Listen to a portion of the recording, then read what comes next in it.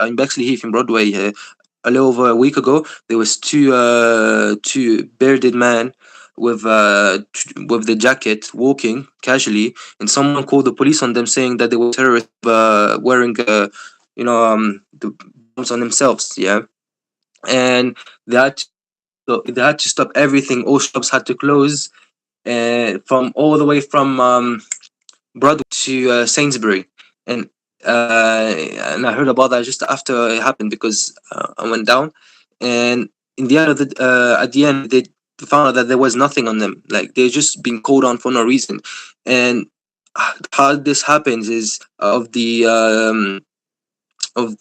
how people see other people, because of the society, because of who's in charge. I'm gonna blame the news, but I'm gonna blame a lot of politicians and the governments, and even schools, because we we see people in a specific way because of them. Like, a lot, let's say me, I never had any issues. So yeah, I'm not saying it's everyone, because really me, with my beard, yeah, you can imagine a lot has happened to me like that, but never. I've always been treated nice from police officers, from everyone, luckily. But that luck is not applied to everyone else. It's like this, also a lot of distress, a lot of chaos, not only in the society, but also in the way people end up living. Yeah, become homeless. They have less job opportunities, less opportunities, less scholarships, and they just get less and less accepted because of that. You know what? It's like, when you really think about it, why do these things even occur? Do you know what I mean?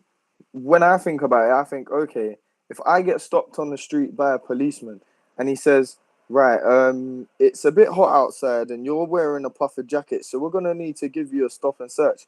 Do you know what my opinion would be? You stop me because you think I'm sweaty. Is that I can't understand how that means I have something underneath my jacket. Do you know what I mean? And so, genuinely, all jokes aside, I genuinely think like the whole idea of someone's opportunities in society is really not just determined by what that person's brought up in, but it's also how society treats them as well. Do you know what I mean? Like, you can't be treated as though you're the scum of the earth and not have some form of self-prophecy from that, where you genuinely turn into someone who doesn't like this or doesn't like that. If you're affected badly, you're going to behave badly in response, you know? Cheyenne, go ahead. Yeah, I was just gonna say I saw that video too, and you know what? It probably weren't actually because he had a jacket on in hot weather. So I looked at it. He's got a Canada Goose coat on, which for a man they're about £900. So the police are probably looking at him as if there's hot it's hot weather outside. He's wearing a £900 jacket. Why? And it is really bad. Like, it is racist, and it probably was because of his skin colour too. Because I mean, I've seen loads of people walking around in coats. Do you know what I mean? Some people just generally don't feel comfortable wearing nothing, kind of. Like, some people won't feel comfortable with their legs, so they would want to wear trousers. Some people don't like jumpers, so they wear a coat. And it's not necessarily because of how much it's cost or something like that, but police look at things like that, and they like, before, I was in a car that got pulled over, and because I had Alexander McQueen's on, they started questioning me. Like, they do look at things like that, where they look at shoes and clothes and things like that, where half of the time they don't know. It could be fake, that your mum could have bought it for you for Christmas. And that was genuinely what happened. I got brought them as a present, and they was questioning me like, oh, why have you got these shoes on? You're not going anywhere. You're just in the car, this and that. And it is bad, but it does happen. Yeah, 100%. I think more of the point is like, so do you know what I mean? The whole idea of, oh, people are being stopped so that they can say da da da da da to them because of this, and even the reasons not being a good enough excuse, and all of these things. It all comes down to a bigger topic under the idea of stop and searching, or not giving a kid enough attention in school, or making sure that the area doesn't have youth clubs, and You know, like there's so many things that have happened in regards to even just governmental control of society that has really not benefited people from a poorer background. Do you guys understand what I'm saying? In 5 years' time, a person from a poorer background who lived probably 10 years ago would not have been this disarrayed as they are today, because they would have had opportunities. There's things that were in place for them, you know, youth centers, sporting activities that are free. Do you got to pay it out of your own pocket because Tories aren't paying for that for you? Do you know what I mean? There's a whole bigger, deeper meaning behind it, and I want to talk about it, but obviously I ain't even got enough hours in the day to explain that. Still, go ahead. Actually, I was gonna change the subject, so if you want to talk about this more, go ahead. No, honestly, please start, because I will talk forever about this. All right. Now, I was gonna also, I wanted to also head on to the economical aspect of poverty. You know, not this. I wouldn't say it's the worst in the UK, but there's, if we're talking about all around the world, yeah, the economical system is managed in a way where the rich gets richer and the poor gets poorer. Let's say, for example, everything you buy, let's say in Asda or Lidl or whatever, yeah, they have a certain, and then that price, that basal price, may increase over time because of inflation, while our salaries are remaining the same or maybe increase within it or even decrease. Like this, it's not consistent to increase. And also the taxes in the UK as well, just like the if we're talking about taxes that any citizen should pay, yeah, it keeps increasing ever since COVID has been increasing. I think the minimum wage has increased. So what I'm saying is in UK it's not that bad. To be honest, I'm not complaining. But if we, for example, I come from France, yeah, every time I go back and forth, I see the prices go up and the salaries stay the same. Yeah, and it's actually shocking. What I can buy here for £15, yeah, for £15 you can easily buy a whole bag of shopping, and that can last you a week or two. That same bag of shopping can cost you €60 in France. It's insane, and it goes up and up and up, and inflation never stops. So while we have a lot of opportunities, we have a lot of helps. Yeah, do those, like, because we pay tax obviously because it is needed. Does the economical system really help the poor, or does it feed more the rich? Well, I mean, if I was actually to answer that, the only thing I can say is helping the rich, because it's designed for the rich. Do you know what I mean? The whole structure of it is, if you have money and there's a problem, we'll make sure that the people with money will have more money after.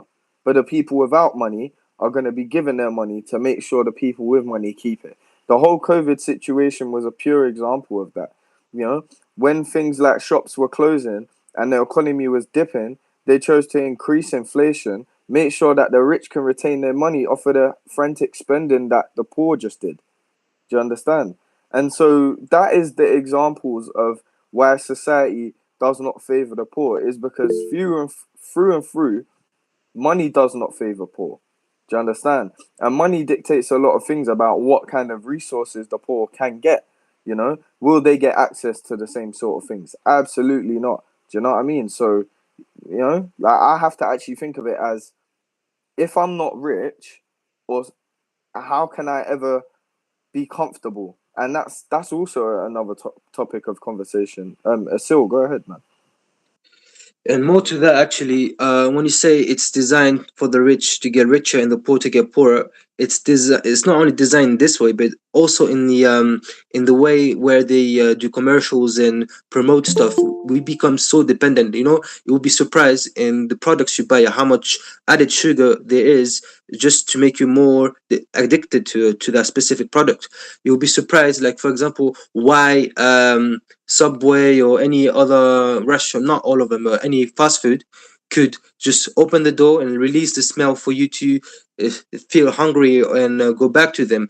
And that is like there's a lack of ethical code, I guess, because they all they want to do here is get money by any means possible. any means necessary, and they would do anything to make you dependent. Like if drugs were legal, they would not hesitate to sell it to you, and they would not if there were not regulations about alcohol, they would not hesitate. Not all of them, but a lot of people would not hesitate to sell you more and more and more and more until you die. And that's how, unfortunately, the mentality is in the economy, whether it is in the UK or anywhere else. Yeah, 100%. Like, you've got to understand as well, the UK, it is a great platform for people, you know? There's a reason why people all over the world will choose to fly to the UK, just so that they can say, okay, yeah, I'm making enough money to send money home or have money for myself or raise some kids. But that still means they're at the bottom of the food chain in regards to what they can get out of the UK. Unless you have a business idea, unless you have entrepreneurship in your mind, I don't really see how you can expand your wealth so much, you know. And it honestly, it's an interesting conversation, because it's like, okay, so if you don't do that, what else can you do? Right, you can go get an apprenticeship, or you can go do university and have to pay back 30 grand, 9 grand per year of study once you reach an age where you're making 30 grand or more. Do you get what? It's just crazy to think about, like, how much you actually give away to be able to maximize staying out of poverty in this country or in any country, you know? What do you guys think of that?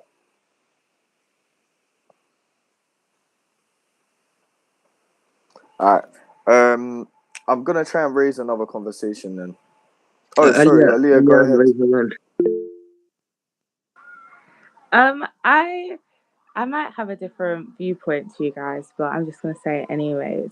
Like, I don't even really think it's fair to like use the word poor when you're talking about like people in this country, because I think people here forget how lucky they are to even just have the opportunities that we do have. Like, I know if you go to uni, you have to pay back the money, but at least they're willing to go and try and better yourself. And even things like we have the NHS, like in America, they don't have that. There's no free healthcare in America or things like that. Do you know what I mean? So I think sometimes we forget that we are lucky. Do you know what I mean? If you're not working, they will pay your rent for you. They'll help you find work. Like, so, but that's just my viewpoint, you know. No, 100%. You're not wrong neither. Like, again, there's so many things that the UK gives to people that makes their life easy.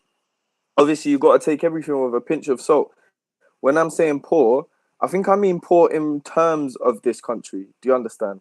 Like, otherwise, I'd be saying poor and I'd be disrespectful by saying it, because poor is a thing where it's like, that's why we're given this whole idea of poverty as, yeah, you might not have money, but there's a lot of things that cause poverty as well, other than just money, you know. Asil, go ahead. Earlier when you said maybe like we may have to pay for school, but then they give you the opportunity to pay it back later. We have free NHS services and stuff, but are those really free? Because we live in a country where we pay a lot of taxes, a lot individually, and how do they provide those services? It comes from our money, comes from what we give to them. So yes, we're lucky that the government is not so corrupt to not even allow us to have that, but we also gotta take for granted that we pay for those things, and even what's it called, the police services, even so many other aspects, charity, even some charities, I think we're paying for some charities as well, and many different helps for young people, like we have right now in Kickstart schemes, universal credit, and so much more. So yeah, sure, we are lucky for that, but we pay for that in the same time, or we will pay for that at some point. So yeah, we still need to take that for granted. 100%. I think if I was to get into this, I think it would take too long, actually. Cheyenne, go ahead. Just speaking on a bit what Seal said, I don't really agree with that kind of, because I feel like sometimes you go in and out of work, so I've worked, like, I had a full-time job in St Thomas Hospital and I was paying tax, but then I needed to go on universal credit, so then I was paying tax, but now I'm basically needing that help and things like that. So I do believe that taxes sometimes are fair. Like, we don't pay for our NHS, and if you break your leg or something in America, you've got to come up with thousands of pounds. I mean, if you want a baby in America, you've got to come out with like 40 grand and things like that. I mean, some people haven't got that, so their dreams of having a baby are crushed unless they're going to have a home birth, which is also a lot of money. So I feel like we are so lucky in this country. And even if you look at people, I think it's Afghanistan, I think, the one like where you see the adverts on TV and children haven't even got water and things like that. Whereas in this country we get so much help. Like, if someone becomes homeless for something that's maybe not their fault or something like that, you have the opportunities to go on websites where they're renting houses and things like that, and you can go to the council and, like Aaliyah said, they will pay your rent, or they will give you a house which you haven't even got to pay rent for, and you get all these things, maybe like council tax, you get reductions on things like that. And if you are stuck and you have worked in the past, you are basically working for maybe one day you're not going to have what you have in that time. And that's how I look at it. No, I completely get you. It makes a lot of sense to say, look, like, poverty in this country, it doesn't make sense. But this is the thing, like, for me, I understand that poverty has different levels to it. Do you understand? Like, it's less than just, oh, but you get given this, you get given that, you get, and yes, technically, yeah, poverty can be, oh, but you do have to pay this, you do have, I think it's more than that though. Like, it's actually a lot deeper of a discussion. It's a discussion about what kind of world were you actually brought into? Because even though, yes, poverty here isn't as bad as it is in other countries, if you're brought up in a household where, you know, like, illegal drugs are taken, parents are neglectful, lifestyle is unconfirmed, you know, like, that person is living in a world so turbulent he won't actually even know, or she won't actually even know how to cope at the age of 5. So it's like, how can we say that poverty in this country is kind of misled? Because in my opinion, it can just be as bad as anywhere else. It's about what world you were brought into, not just the kind of things the government will give to you. Do you know what I mean? Someone had their hand up and they took it down. Was it you, Elia? I'm watching you. Go on, speak. I was gonna say something else, but I feel like the topic changed up a bit, so I'm just gonna go with that, and just say that, like, I agree with like what you've been saying about the poverty and stuff, and like, I don't know if you guys heard of like the poverty cycle. Sorry about my daughter. Yeah, I don't know if you guys heard about like the poverty cycle, which basically saying that, like, if you grow up in poverty, you're more likely to then go into poverty, and then it'll go on for your children and their children. Like, it's just a cycle. So like, I agree with that, but there's also a part of me that feels like you can break out of the cycle. Like, it's not unavoidable. Like you said, like a child that's grown up in a bad household, like, it doesn't necessarily mean that they're doomed for the rest of their lives. You know what I mean? Like, you can pull out of it, and that's what I like to believe. Yeah, no, 100%. Optimism is my way as well. Like, I wouldn't like to believe that everyone who's brought into that situation is never going to see the light of day again. Like, they will. Do you know what I mean? There's obviously a positive, and you've got to be optimistic and resilient. But I do still believe that it's quite sad when you think about it, you know? Like, a lot of communities do have that sort of, you know, that sort of deficit of what you were saying, the cycle of poverty and stuff like that. And it's like, well, what can we do to help? Do you know? Like, even sometimes I would like I've moved around London quite a lot, so I know certain areas, and I know that they're probably still the same as they was when I was 8 years old when I was there, and they weren't great. Even though, yeah, I'm better off now, I technically had to move to get better off. Do you know what I mean? Like, and so it is really it's quite a deep topic about who would you be if you didn't make the change that you made, you know? And I still think to myself, like, what can I do to help the people? And like, what are some of the things you guys are thinking? Cool. What could people, like, companies do? Like, say for example, with MSFDN doing with us, like, what could people actually do to help someone in poverty rather than just the whole money situation? Because I personally think, before I give you guys options, I think we need to bring back community centres.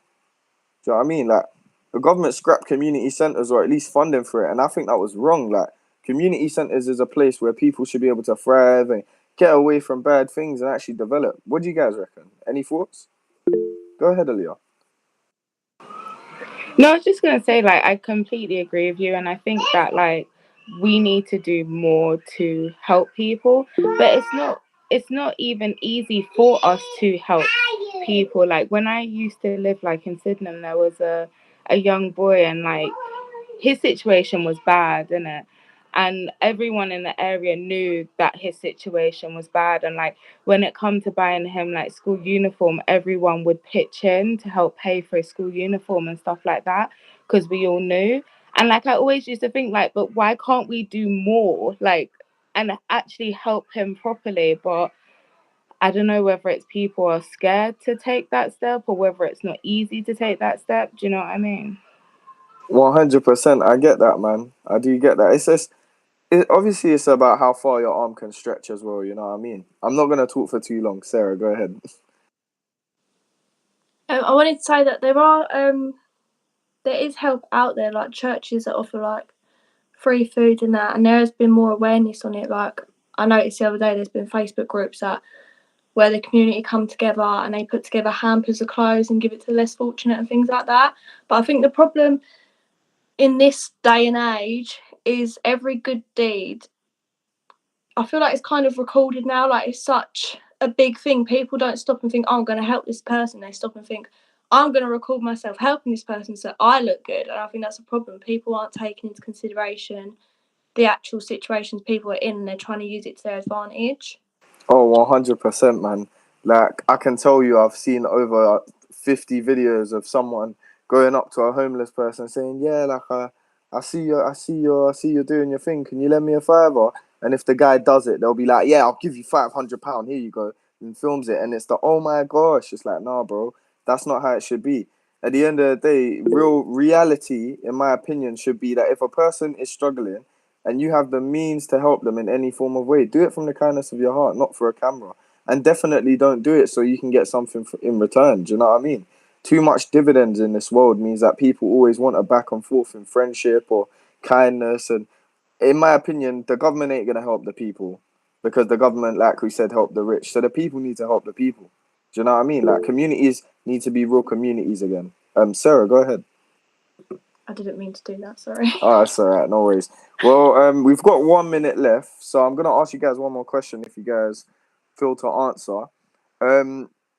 Obviously, we sort of covered it through the conversation, but if you were a parent and you knew that the life you was bringing a child into wasn't the best in regards to like poverty and that, what would be one of the things you would do?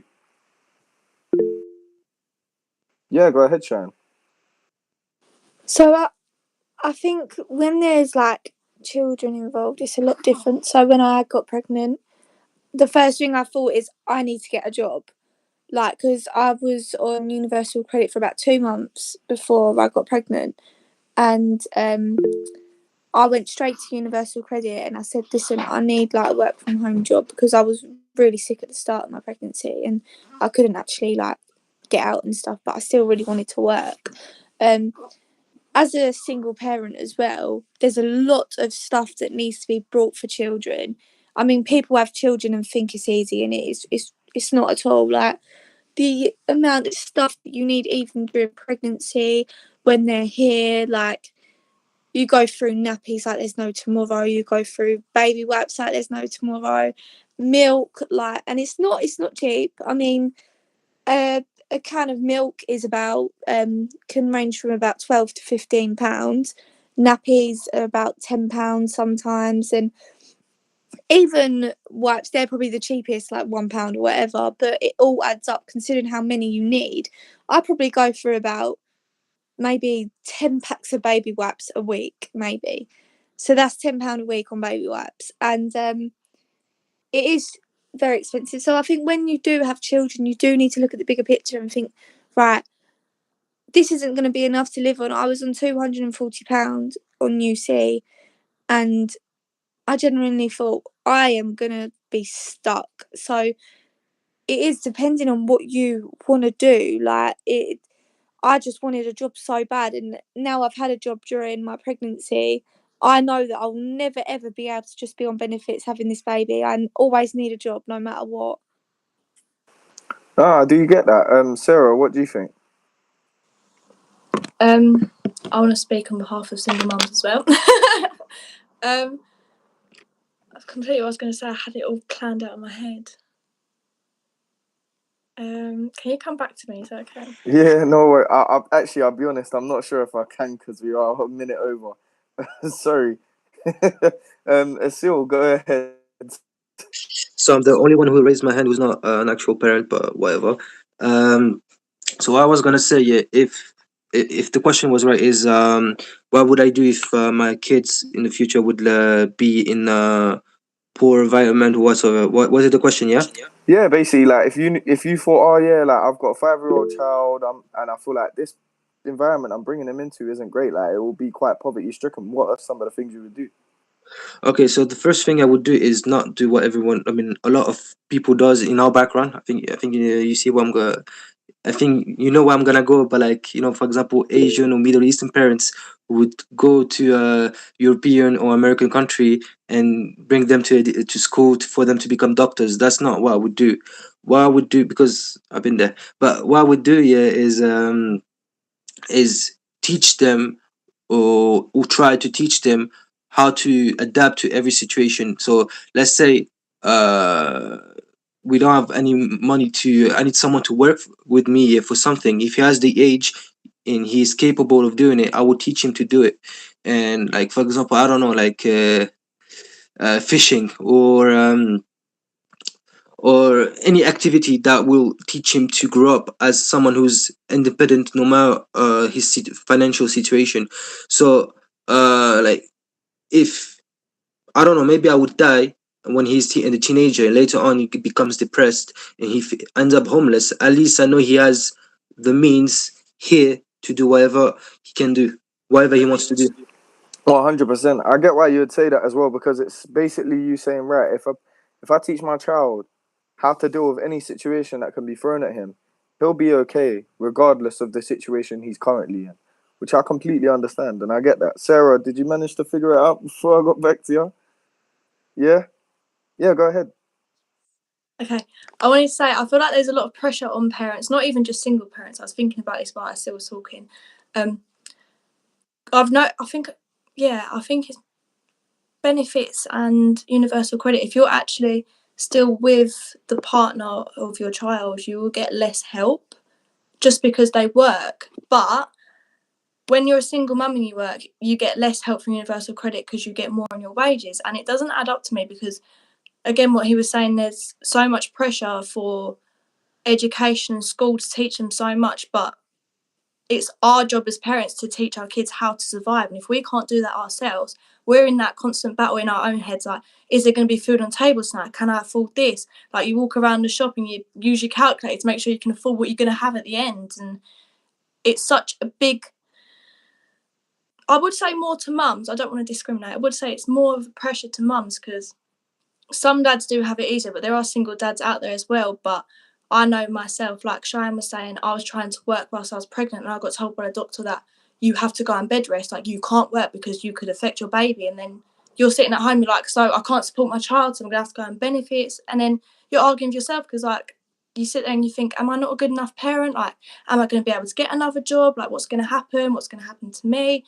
And then there's the whole having to move out of parents' houses and that just to get your own place. And again, that's another big battle with yourself because you've got to try and find that money. You don't get as much help as people make out. I tried going to the council and they absolutely just bummed me off. So I had to go out there by myself and go private renting. And again, that was a big struggle to me because I was thinking, if I don't do this, I'm making my child homeless and that is my fault. But in reality, it's not my fault because I am working, I am paying the bills, I am doing this, but it's just not enough and everything seems to rise. every year, like gas and electric and water bills, and then you've got a TV license. And it's like, I got pregnant really young. I gave birth 2 days before my 18th birthday, and to me it was so overwhelming because I was like, oh my god, am I actually not ready for this? But then you sit and think, you can't blame yourself at the end of the day for bringing life into this world and struggling, because it isn't really our fault, because the government could do more. Like, I'm not saying they don't do enough, but there could be more done, if that makes sense. 100%.